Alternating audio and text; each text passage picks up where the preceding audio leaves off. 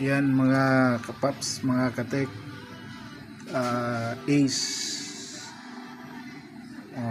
40 inch to eh. Ayan, ang problema nito is mga after mga ilang minutes mag-shutdown. Nakuha ko na yung problema nito eh. Yan, power on ko ah. Yan, buhay na siya oh. May backlight na. Ayan oh. Ang problema nito is itong ano niya, 12 volts niya. Ayan, ang baba oh. Kaya mag-auto shutdown siya. Ayan oh, 8 volts dapat, 12 volts to eh. Bumababa. Pag bumaba to, magiging 8, yung ganyan. Magsa-shutdown na siya.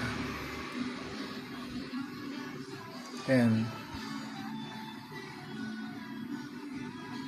So, ayan, patay na. Bumalik ulit sa 11.9. Ayan o, nag-i-standby ulit. Bubuhayin ko na naman. Ayan, power on ko. Ayan, mabuhay siya. Mag-on ulit yung backlight. Tapos yung voltage niya 11.9, may ang konti. Pag umiinit, yan, unti-unti nang bumaba. Ayan na. Yan, 10 volts na. 10 volts na. Yan, pag bumaba pa yan, magsa-shutdown na yan.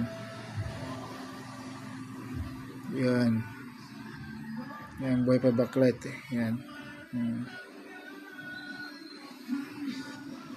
Mamamatay yan pag may konti.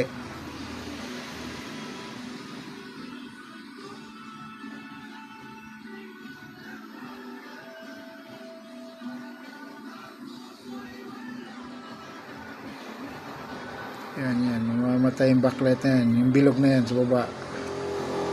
Kung ito, nawawala yan.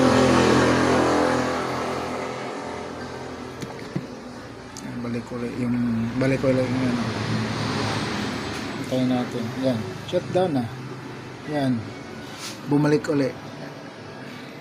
So, problema nito is yung pinaka power supply nya, or itong dito. So may optocoupler. Try natin.